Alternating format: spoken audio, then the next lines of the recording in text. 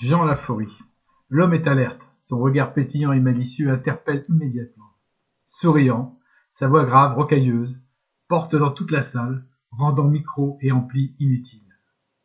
Ce monsieur semble sublimer la vieillesse. Il va sur ses 99 ans. C'est un résistant. Il vient de témoigner devant les membres du Lions Club de Provins, Nangy et Bray-sur-Seine d'une période de l'histoire révélatrice de la condition humaine. Jean Laforrie, déclaré terroriste par l'Allemagne et le gouvernement de Vichy, nous conte sa vie, bouleversée par la déclaration de guerre alors qu'il fêtait ses 16 ans. Ce film a été réalisé par le Lions Club et en 2 actes.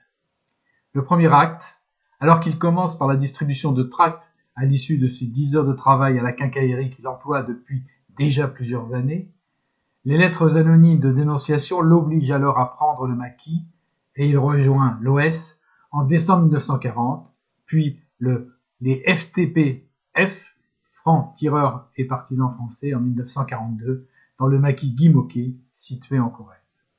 Le deuxième acte, c'est son arrestation pour fait de résistance le 14 juillet 1943, emprisonné à la prison de Tulle, puis de Limoges, muté à la centrale d'Ess en octobre 1943. Le 30 mai 1944, livré au SS par le gouvernement présidé par Philippe Pétain, il partira vers le camp de Compiègne, le 18 juin vers le camp de concentration de Dachau, puis dispersé dans divers camps, il sera libéré le 29 avril 1945.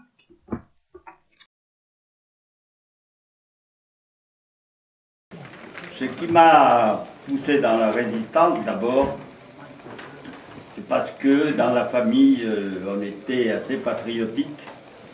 Il y avait mes 2 grands-pères qui avaient fait la guerre de 14-18, qui sont revenus gazés et qui n'ont pas vécu longtemps, puisqu'il y en a un qui est mort 10 ans après son retour, une pleurésie qui s'est mal tournée parce que justement il avait une faiblesse dans les poumons.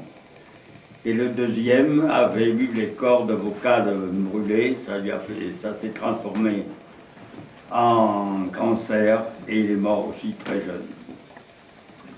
Et puis il y a une autre chose aussi, c'est quand j'ai vu sur le journal, je crois que c'est je ne me rappelle plus de la date, mais sur le journal La Dépêche du Sud-Ouest, où j'ai vu les Allemands, la photo des Allemands passer devant l'Arc de Triomphe. J'ai pleuré.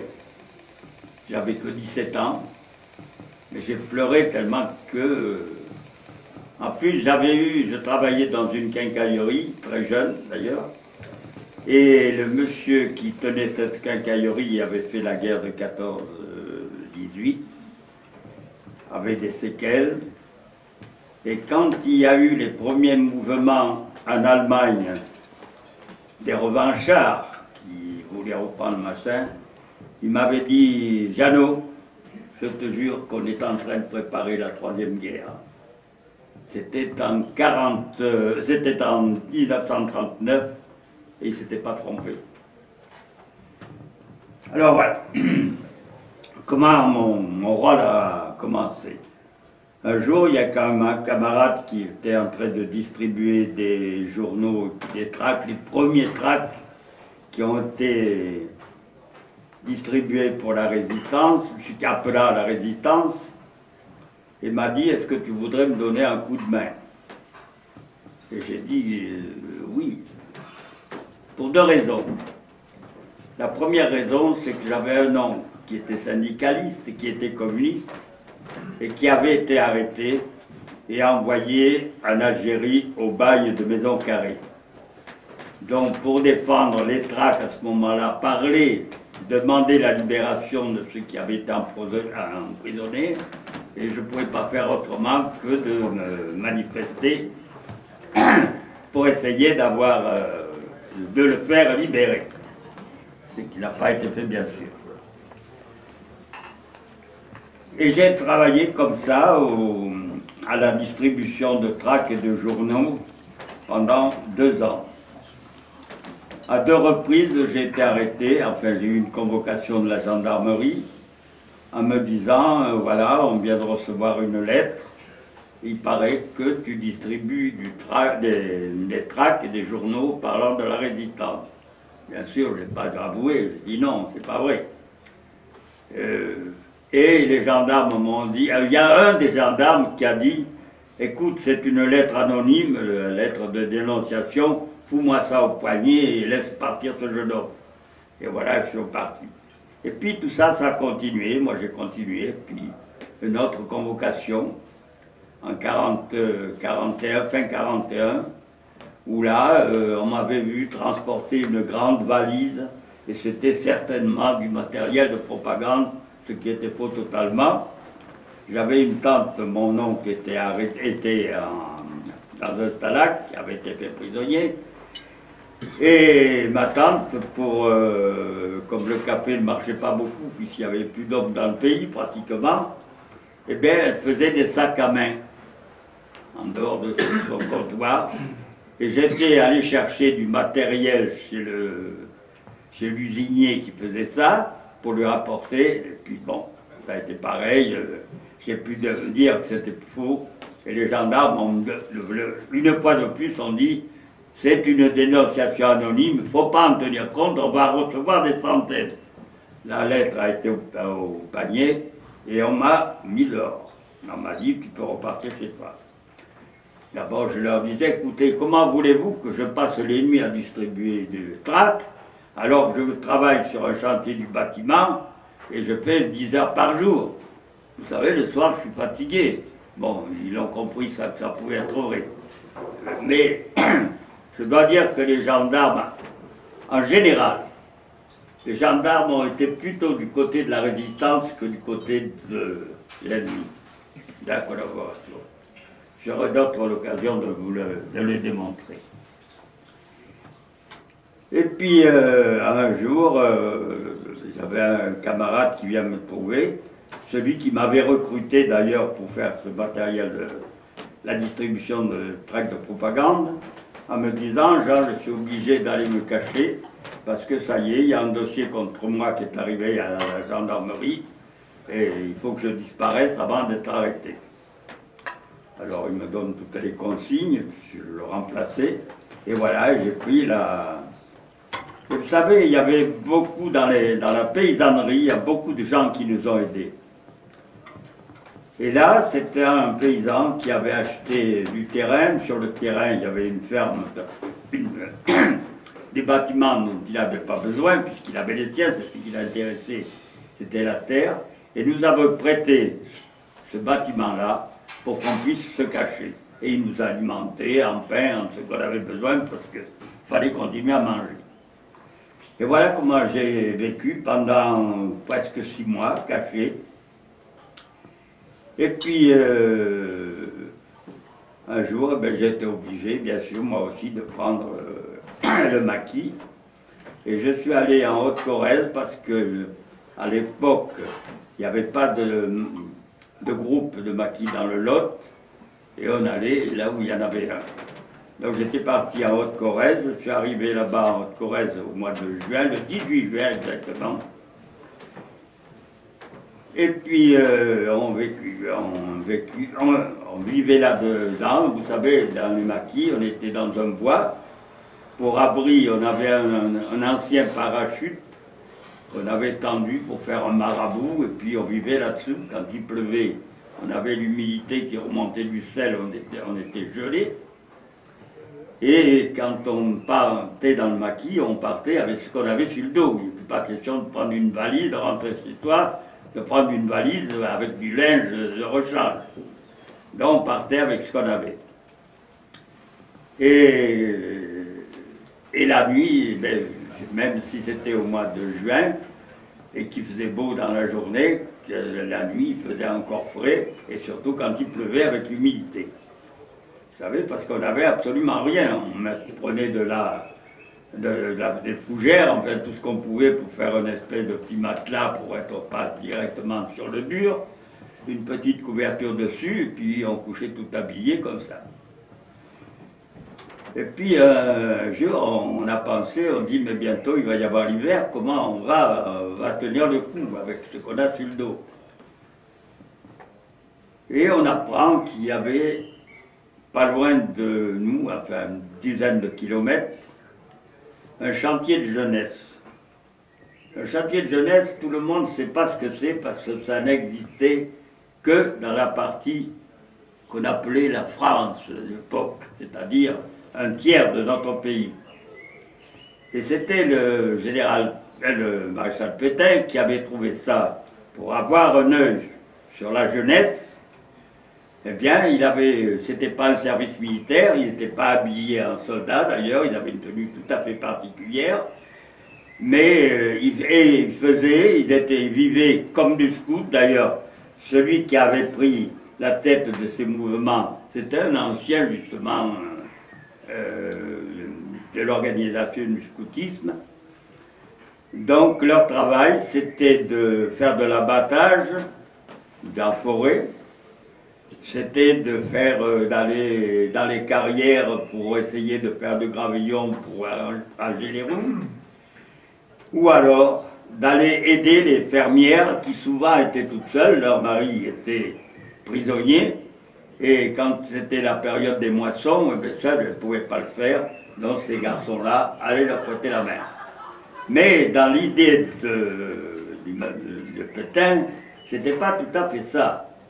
Parce qu'il y a des camps entiers qui sont partis en Allemagne, soi-disant comme volontaires, mais on ne leur a pas demandé leur avis. Ils sont partis musique en tête et sont allés dans les usines.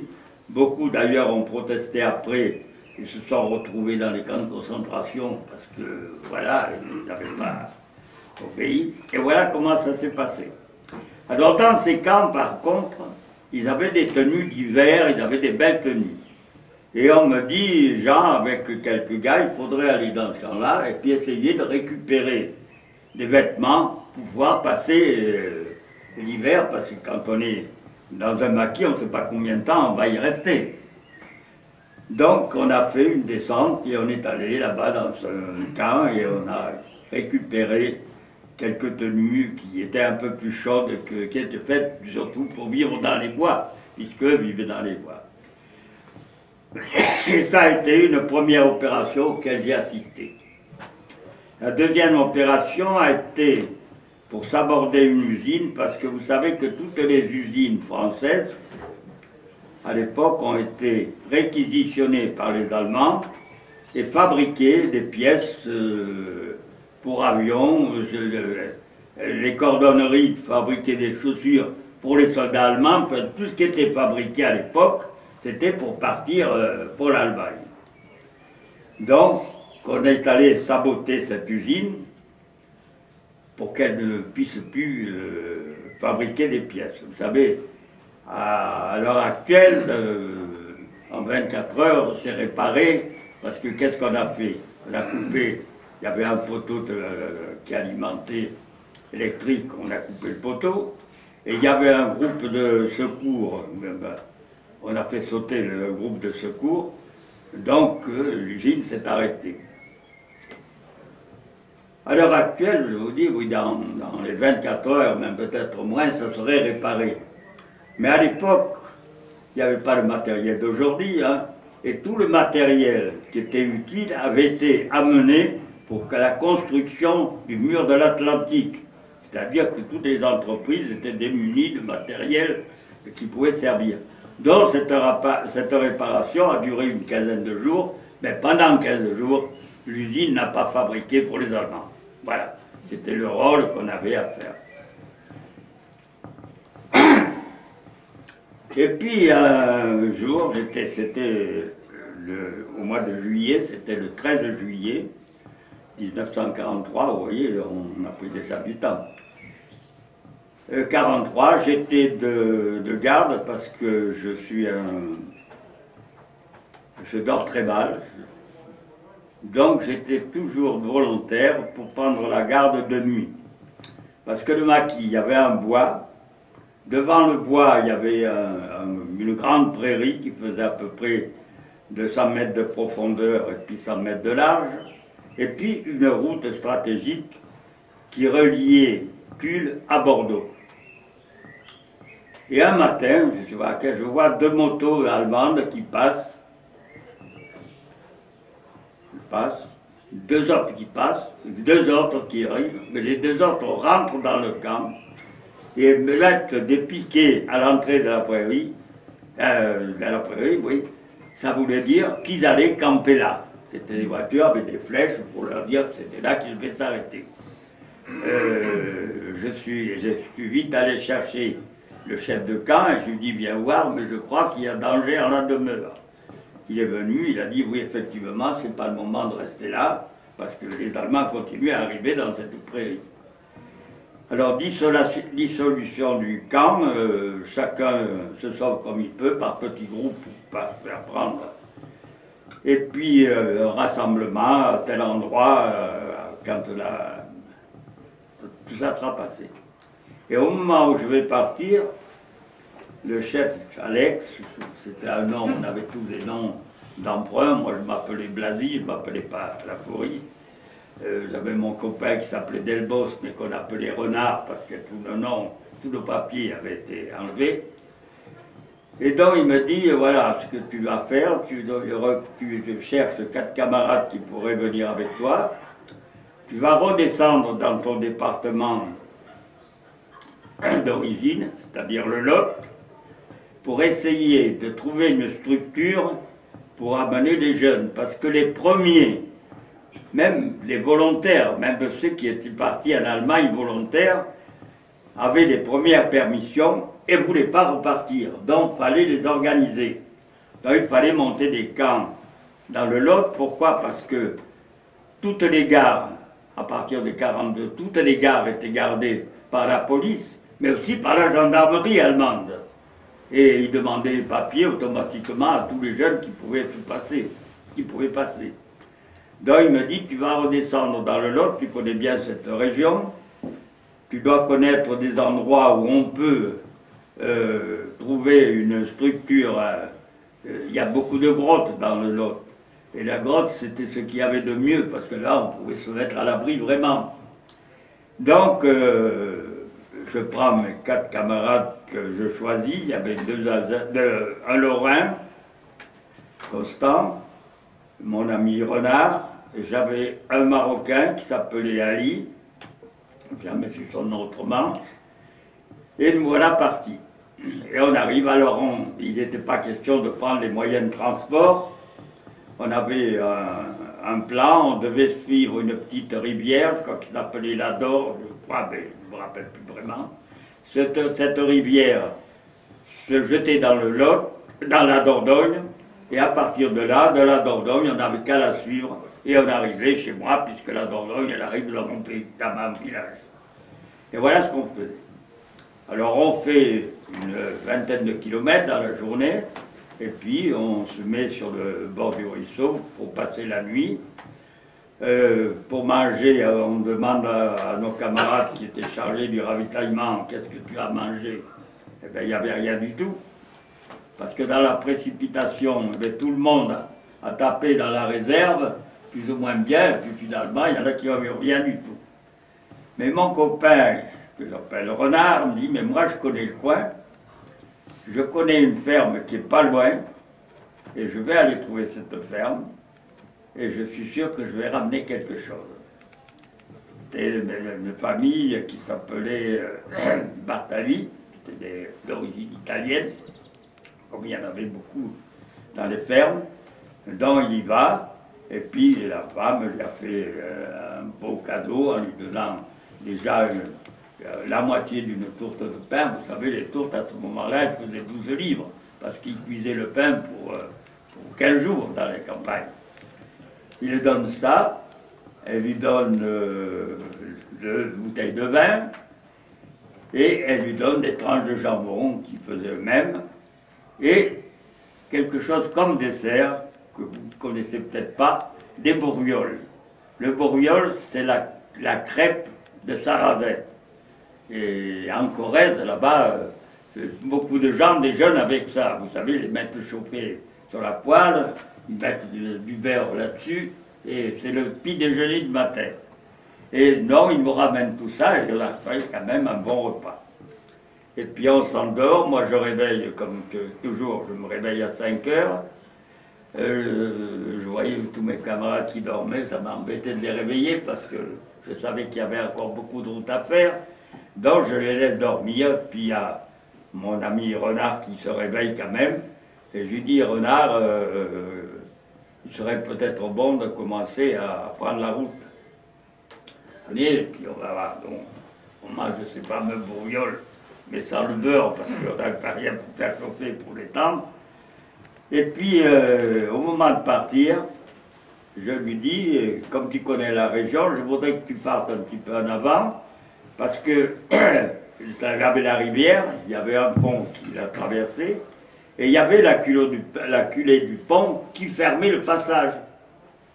Donc il fallait qu'on monte sur la route nationale pour passer de l'autre côté, puis continuer la ligne.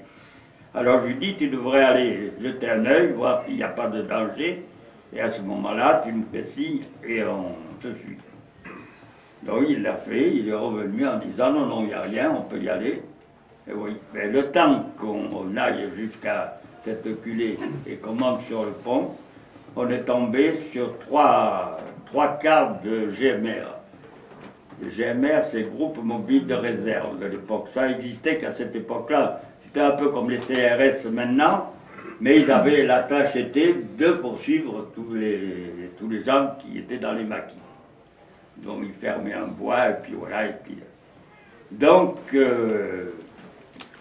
on a essayé de sauter, mais on ne pouvait pas dire qu'on était des promeneurs, pour la bonne raison, c'est qu'on avait des armes. Des armes qui ne marchaient pas, je peux vous le dire tout de suite, parce que toutes les armes qui marchaient, même les fusils de chasse, il avait fallu les rendre aux préfectures, même les chasseurs étaient privés de fusils, avant ceux qui en avaient un le rechange. Mais ces armes, elles servaient quand même. Je vais vous dire pourquoi. Quand on rentrait dans le maquis, on n'avait pas, vous savez qu'à l'époque, on vivait qu'avec des cartes d'alimentation. Il fallait des tickets pour le pain, il fallait des tickets pour le beurre, il fallait des tickets pour la viande, il fallait des tickets pour tout. Quand vous étiez dans la clandestinité, vous n'avez plus de carte, vous étiez inconnu. Donc il fallait en trouver. Alors on allait dans les mairies, et puis on disait à la secrétaire de mairie, écoutez, on a besoin de tickets d'alimentation.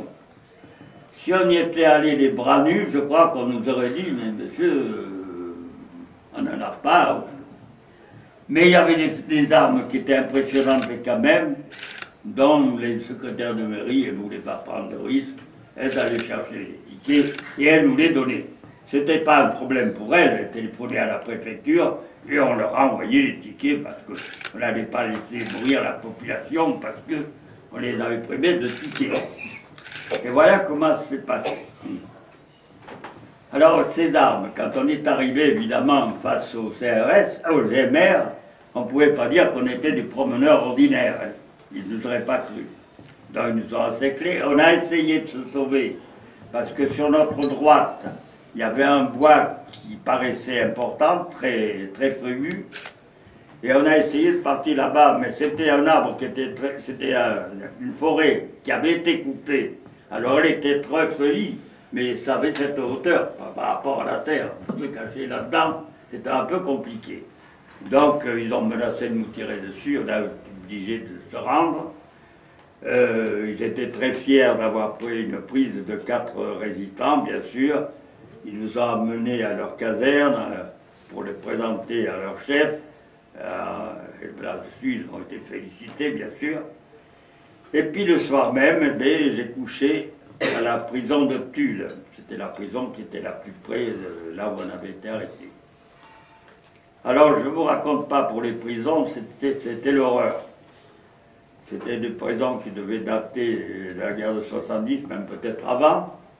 Les paillasses n'avaient jamais été changées, c'est-à-dire qu'une paillasse, on dort bien sur une paillasse quand la paille est fraîche. Mais la paille était devenue poussière. Et c'était des lits en fer avec des ressorts. Et on avait des ressorts qui nous rentraient dans le dos. En plus, ces paillasses étaient pleines de vermine, de puces, de punaises, de morpions, tout ce qu'on peut s'imaginer, c'était dans ces paillasses. C'est-à-dire qu'on était tous en train de... Voilà comment on était. Et en plus, ils nous mettent dans des cellules avec des droits communs. Et ça, on ne pouvait pas l'accepter, on n'était pas des droits communs, on n'avait pas volé, on n'avait pas violé, on n'avait pas assassiné, on refusait. Alors on a touché la première nuit, on n'avait pas le choix, mais le lendemain, on a fait un baroud du tonnerre pour demander à voir le directeur de la prison, qui a refusé au début, et puis on a continué à tambouriner sur les portes, à faire le plus de bruit possible, à crier, jusqu'au temps où il a accepté de nous recevoir, en fait, de venir nous parler. Et on lui a dit, quand il s'est arrivé, il dit, voilà, on est ici, mais on n'est pas des droits communs, on n'a rien à faire avec ces gens-là, alors vous nous mettez à part.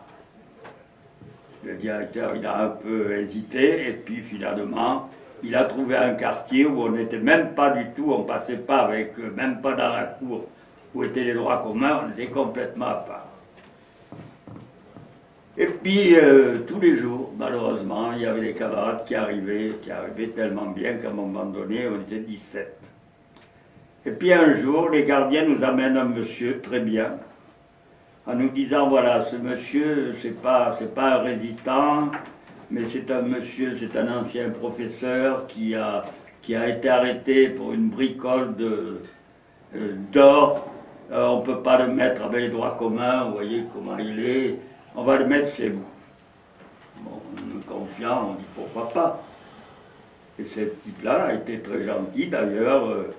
Quand les camarades passaient devant, aller au tribunal, il fallait qu'ils soient un peu changés. Ils nous prêtaient des vêtements pour y aller.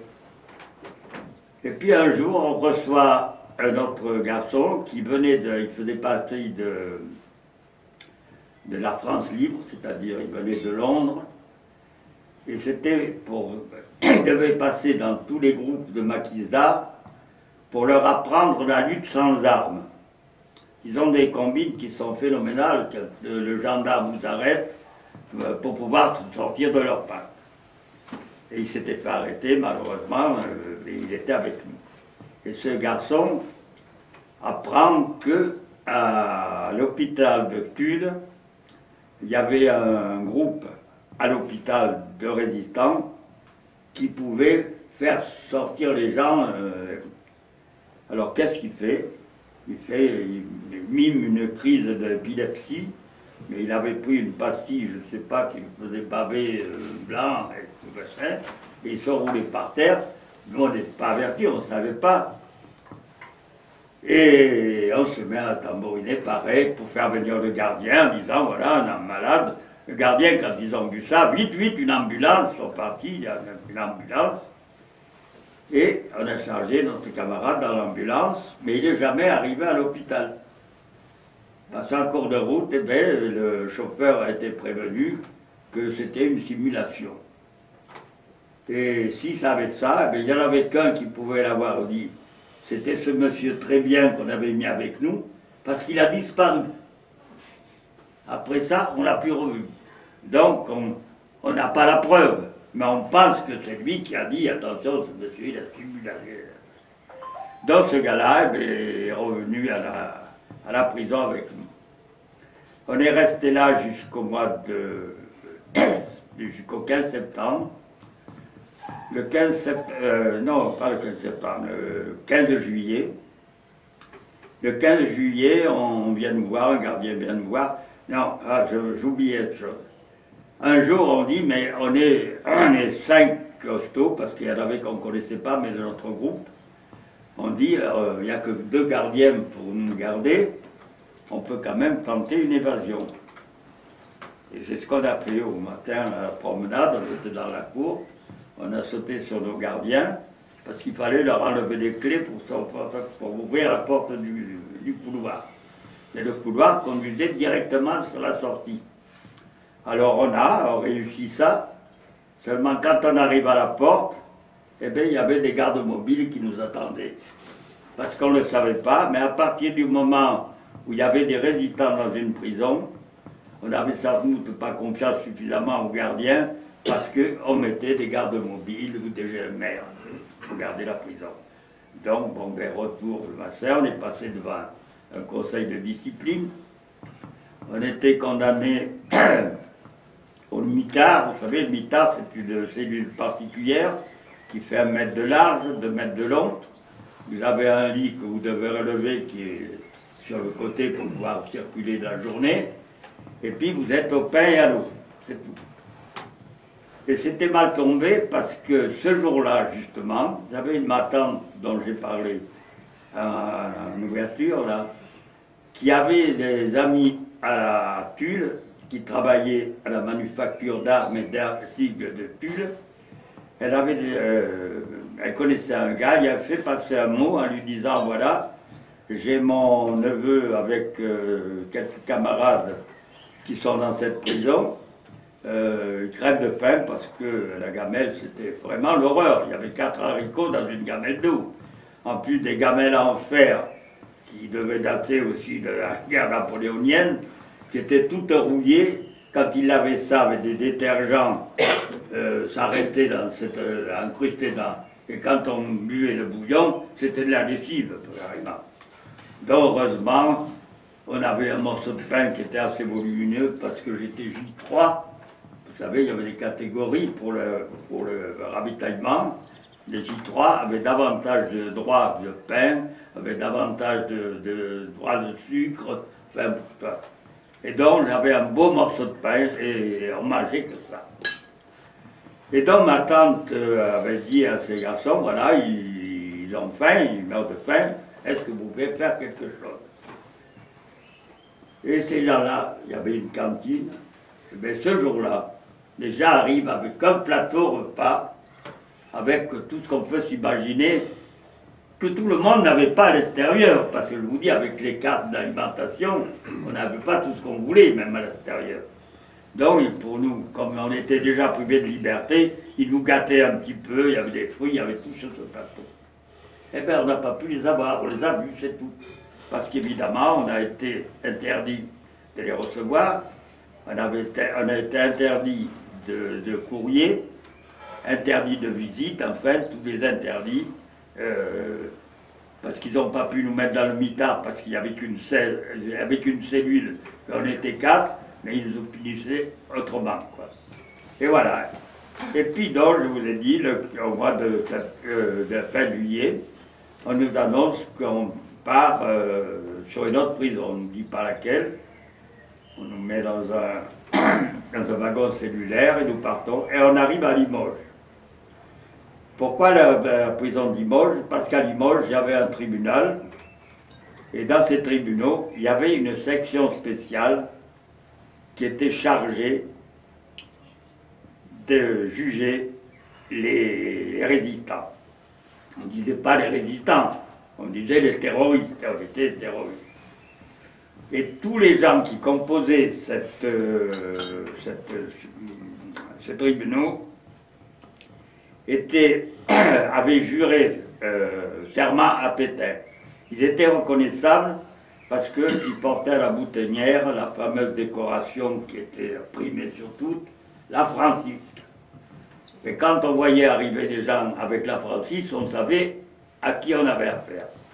Moi, j'ai un avocat qui vient, c'est un grand monsieur qui faisait presque 2 mètres d'eau, enfin, moi je l'ai vu grand en tout cas, et qui me dit, bon, ben voilà, je suis votre avocat d'office, je suis chargé de vous défendre.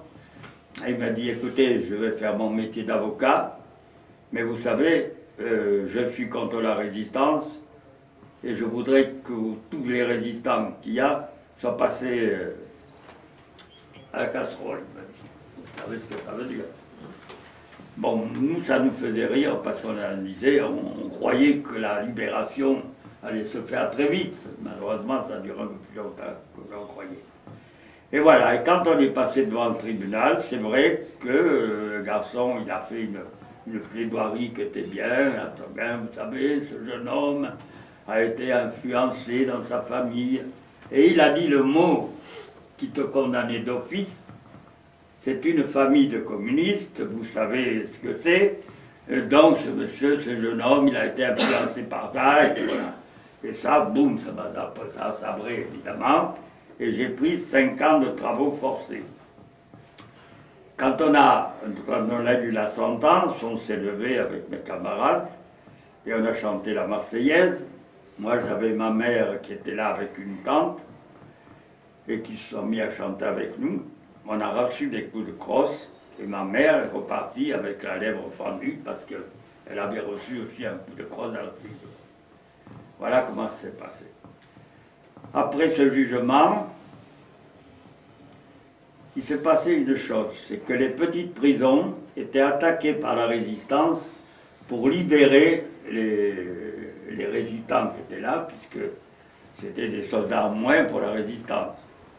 Donc le gouvernement avait décidé de centraliser tous les condamnés pour fait de résistance, enfin, de terrorisme, disons, parce qu'appelons les choses comme à leur nom, et avait demandé, avait réuni tous les directeurs de centrales pour leur demander quelle centrale était en mesure de recevoir tous les résistants de la zone sud, c'est-à-dire que c'était toutes les prisons de la petite France, pas pratiquement, ce qu'on appelait encore la France libre. Et il y a un directeur qui faisait partie de la centrale d'Est, qui a dit, écoutez, moi je peux, parce qu'à côté de la prison, il y a un camp, je peux mettre tous les droits communs dans ce camp, et puis mettre tous les condamnés au terrorisme dans la prison, qui est mieux gardée évidemment que le camp. Et voilà comment on s'est retrouvé un jour dans cette prison. Alors on arrive là, dans la cour de cette prison, et il y avait un tas de cellules, il y avait des gens qui étaient venus par le train, il y avait des gens qui... Il y en a qui sont arrivés les boulets aux pieds. Pas tous, mais il y en avait comme ça. J'avais un camarade de Brive qui était condamné à 8 ans de réclusion, il est arrivé les boulets aux pieds. Et voilà, et on s'était appelé d'où tu viens, et puis voilà, c'était tout le sud de la France qui était là, prisonnier. Et on s'est retrouvé à 1200. Alors on arrive dans la centrale, il y avait un gardien-chef qui s'appelait Dupin, qui commence à nous dire, ici on va vous mater, même les fortes têtes, croyez-moi, ici on les dresse. Enfin, on passe à la douche, la boule à zéro, tendue complètement partout. Et puis on met des costumes de bagnard, des costumes en bure, que ça nous grattait de partout parce que c'est un tissu qui est vraiment raide, je ne sais pas avec quoi c'est fait. On nous met des sabots de bois, et voilà. Et on va nous disperser dans 4 cours. La prison était grande, 4 cours. C'est une ancienne abbaye, cette centrale. Et la journée, alors on va au réfectoire pour manger, après le réfectoire, on va dans nos cours. On doit s'asseoir sur des bancs de pierre qu'il y a tout autour de la cour. C'est des cours qui sont pavés. Au coup de sifflet, il faut se lever. On forme un cercle. Ça a tellement été trépigné par des enfants, parce que ça a été une maison de correction pendant plus de 40 ans, que dans le pavé, le cercle est tracé. Donc, il faut se lever, on forme le cercle, un coup de sifflet, il y a un gardien qui crie gauche, droite, il faut se mettre à tourner, interdit de parler, bien sûr, un coup de sifflet, il faut partir dans l'autre sens, un coup de sifflet, on va s'asseoir, et voilà comment on passe les matinées et les après-midi. Et ça dure pendant 8 jours, on a tous les pieds ensemble parce que c'est les galoches de bois. Chez les paysans, tout le monde en a, mais il y a un morceau de cuir pour protéger un peu le coup de pied. Là, c'était du bois brut, c'est-à-dire qu'on avait tous les pieds coupés par le bois quand on a marché. Et on passe ça pendant 8 jours.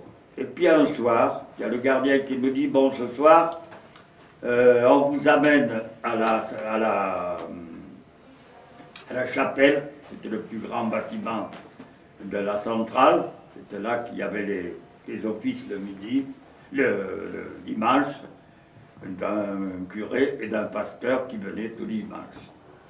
Et on va là, mais à la place du curé, il y avait un monsieur tout galonné, là, un galon bien brillant. et qui se présente. Voilà, je suis Monsieur Lassalle, directeur de la centrale d'Aix. C'est moi qui ai demandé à vous prendre parce que j'avais les moyens de le faire.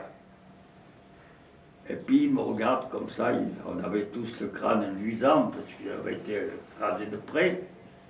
Et il se tourne vers le gardien-chef et dit, mais Monsieur Dupin, pour administratif, c'est-à-dire ils ne passaient pas un jugement, ils étaient simplement gardés dans des camps parce qu'ils étaient dangereux, mais le danger, une moyenne, quoi.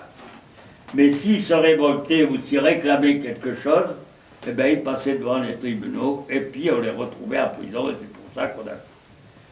Alors, vous dire là, ce qu'il y avait dans ce camp, je peux vous dire une chose, c'est qu'on on totalisait 37 siècles de condamnation. Vous n'avez qu'à voir, parce qu'il y en avait qui étaient condamnés à perpétuité, il y avait 50 ans, vous savez, ils distribuaient ça à la louche, hein, c'était pas... Non, mais tout ça, ça ne nous inquiète pas beaucoup. Et donc, on va demander au directeur, on dit, voilà, on a tout un tas d'enseignants, on a parmi nous des gens qui ont besoin encore d'apprendre, on voudrait faire des groupes d'études. Le directeur a accepté ça, ce qui nous a permis de faire entrer de la littérature, et puis d'occuper les gars, parce que dans les responsables qu'on avait, il y avait une chose qui était primordiale, c'était de ne pas s'endormir, de profiter de cette immobilisation pour essayer d'apprendre un peu plus, de savoir un peu plus. Donc il y avait des conférences, il y avait tout ce qu'on peut s'imaginer, tellement bien que la centrale était devenue la République d'Aix, on appelait. Parce que tout était permis, on sortait des journaux qui étaient faits à la même, et c'était merveille comment ils étaient faits, des journaux pour chaque groupe de masseurs. Vous savez, il y avait des manœuvres, il y avait des paysans, il y avait des docteurs, il y avait des patrons, il y avait tout dans cette prison. Eh bien, on a réussi à une chose, c'est qu'on s'entendait très bien. Tellement bien que nos camarades responsables ont dit, oui, mais il faudrait peut-être penser à une chose, c'est à ne pas rester éternellement dans cette prison. Il faudrait essayer de voir s'il n'y a pas les moyens. Donc, on s'organise à l'intérieur, il y a des corps francs qui sont formés par des militaires, parce qu'il y a des militaires aussi parmi nous. Et puis on fait évader un camarade, avec l'aide des gardiens qui nous sont d'acquis, on fait évader un camarade pour qu'il aille voir la résistance extérieure pour qu'on ait une aide de l'extérieur. Nous, on agissait de l'intérieur de la prison pour s'évader, et puis l'extérieur, contrôler l'extérieur pour que ce puisse se passer. Tout ça s'est bien passé pendant quelques mois. Il y avait des rapports qui étaient très, très bien. Et puis un jour, il y a un monsieur qui a dit, oui, mais vous savez, dans la centrale, il y a beaucoup de communistes. Alors non. Et voilà comment ça s'est passé. Donc, on était prêts et on a voulu quand même tenter la sortie.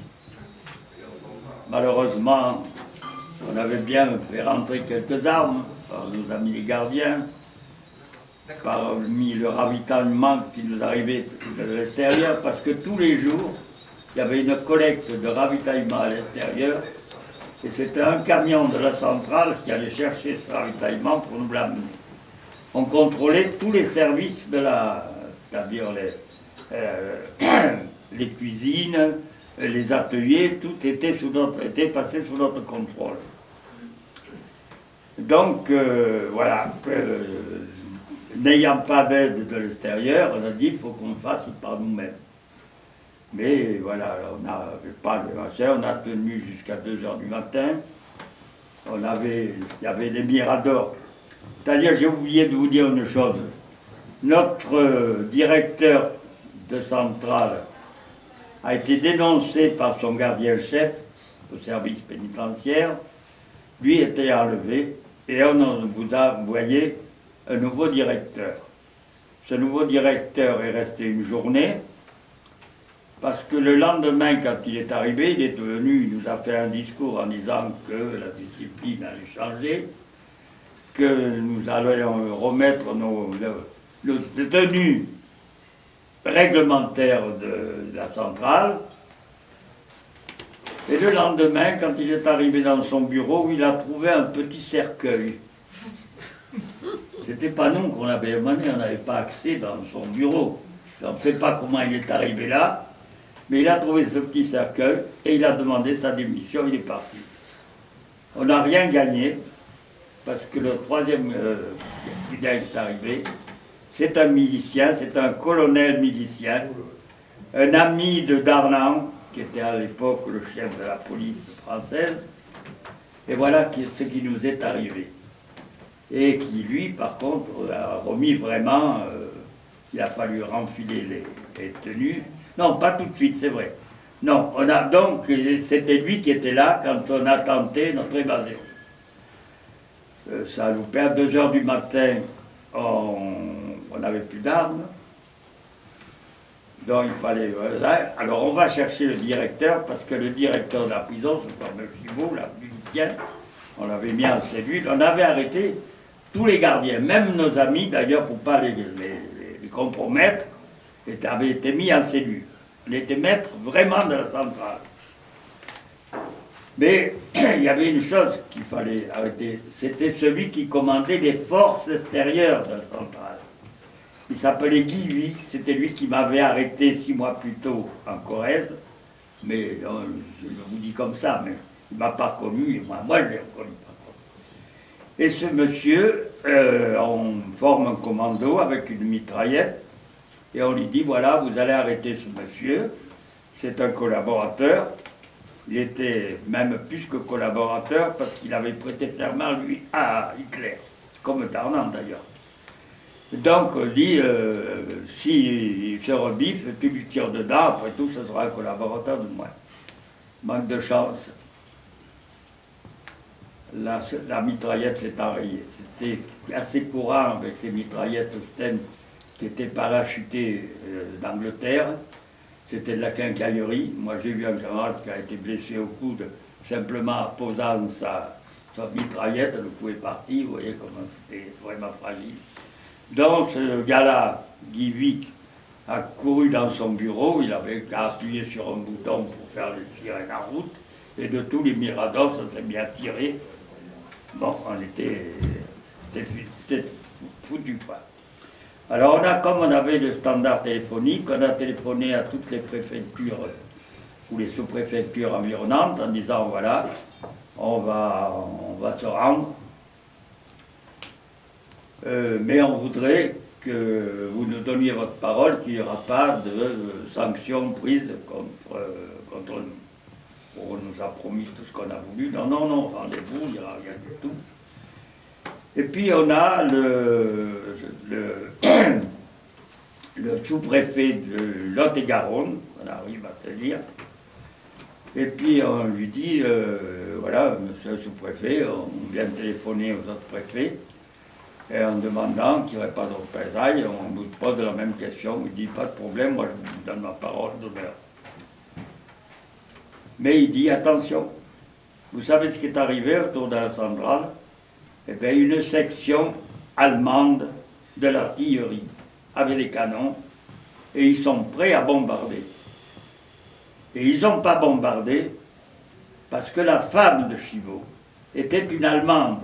Et c'était une personne importante des jeunesses hitlériennes qui est allée trouver dans le commandement, on parle de cette personne là-bas, qui a dû aller trouver, attention, si vous bombardez, il y a mon mari, il y a toute une délégation de Vichy qui est dans la centrale, ça ne va pas aller. Donc ils nous ont donné 20 minutes pour déposer les armes, on les avait déjà déposées, on n'avait plus d'armes, pour déposer les armes et pour nous rendre. Qu'on a été obligé de faire malheureusement. Donc on l'a fait, on s'est rendu, on est allé libérer notre directeur, et puis on l'a amené au téléphone, on a dit maintenant vous téléphonez, vous prenez vous aussi vos responsabilités, vous allez jurer qu'il n'y aura pas de représailles et vous êtes libre. Ah, il a demandé, dit tout ce qu'on a voulu, hein. Il a dit parce qu'il était comme ça, trembleur. Et voilà comment ça a terminé notre séance. Les Allemands sont partis, la police française est rentrée dans la centrale, et bien sûr, à coup de crosse, il a fallu rejoindre nos dortoirs. Et on est resté comme ça jusqu'au lendemain. Le lendemain, Darnan est arrivé à la centrale. Il a réuni une cour martiale avec bien du mal parce qu'il y a beaucoup de gens qui ont refusé de la toilette. Finalement, il a pris avec des GMR qui ont joué le rôle de... Et on avait 27 gars qui étaient condamnés à mort par le tribunal. Mais il n'y en a eu que 12 de fusillés parce qu'il paraît que tout ça s'est arrivé sur la table de Pétain, que Pétain aurait dit non, 12 pour l'exemple, et puis ça suffit. Mais Darlan, lui, voulait 50 têtes. Et il y a eu dans ces 12 fusillés, on était tous consignés dans nos dortoirs bassins, ou dans les ouvroirs, c'est-à-dire des pièces où quand il pleuvait on était là, dans nos enfermés là. Et puis tous les jours il y avait des agents qui venaient pour nous interroger, pour essayer de savoir qui étaient les responsables de l'organisation et tout. Mais ils n'ont rien su, heureusement pour eux. Et même Chivot, qui était le premier de nos bourreaux, a dit à la fin du réquisitoire, il a dit, mais ils sont condamnés à mort sans preuve, puisqu'il n'y a aucune preuve qu'ils aient participé à la tentative d'évasion. Mais voilà, c'est-à-dire que c'était préparé d'avance. Et voilà. Alors je vais réserver la deuxième partie, si vous voulez, puisqu'on m'a dit de couper ça en deux, pour la deuxième partie, qui après va toucher la déportation.